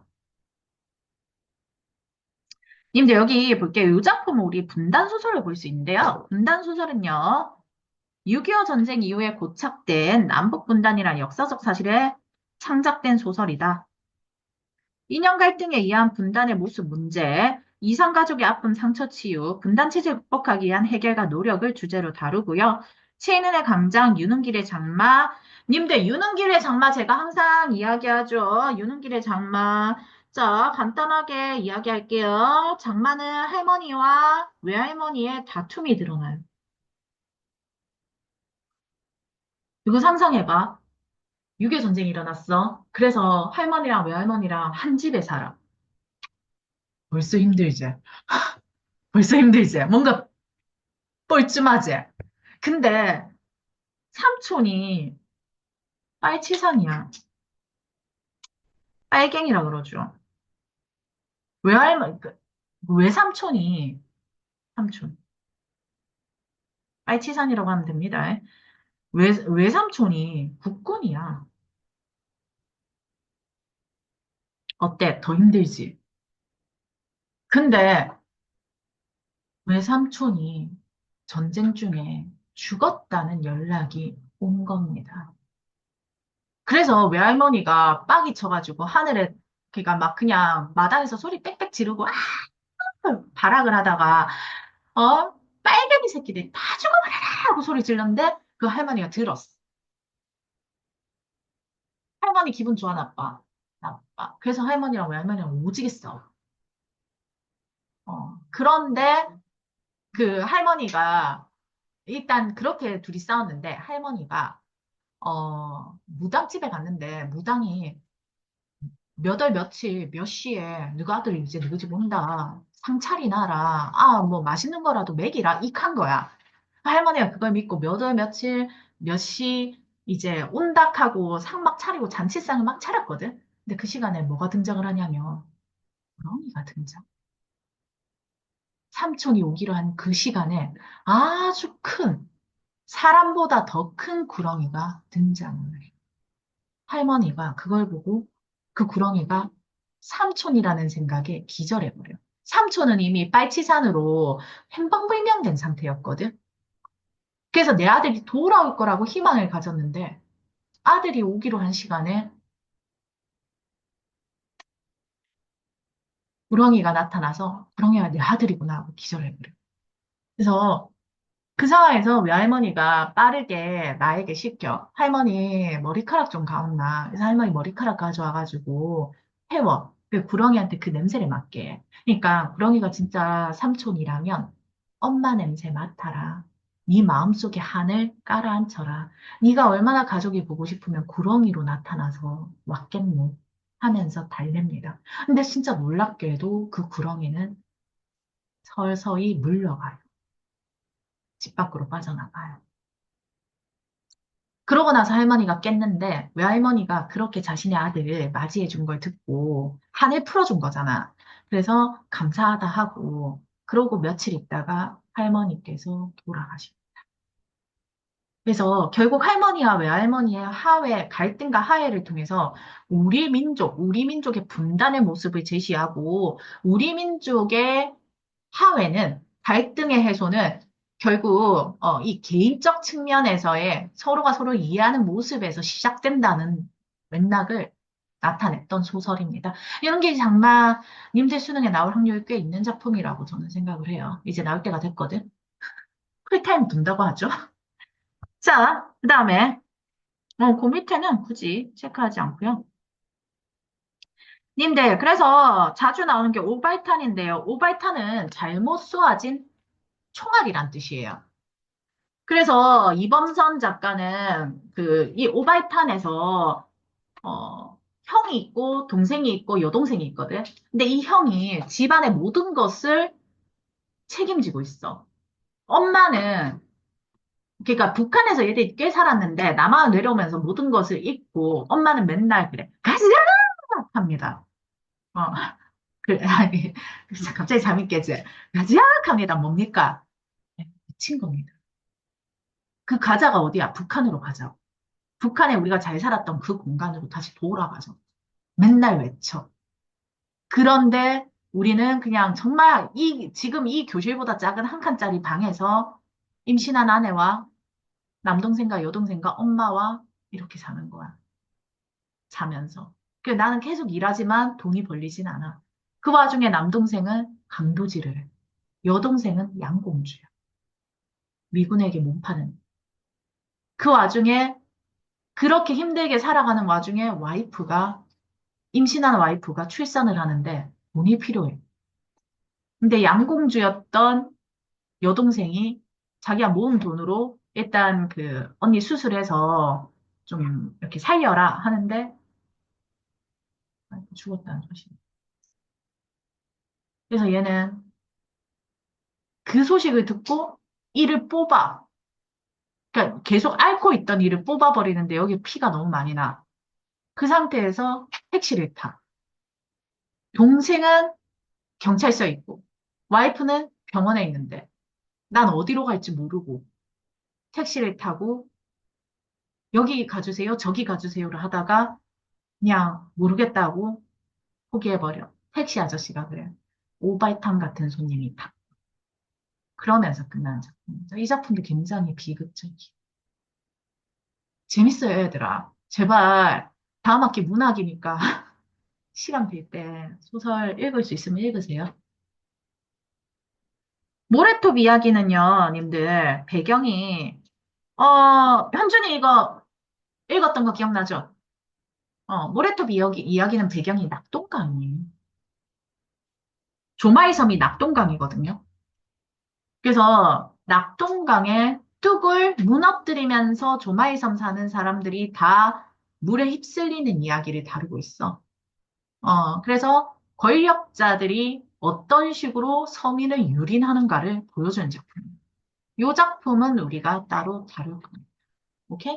오늘 여기까지 할게요. 고생하셨습니다.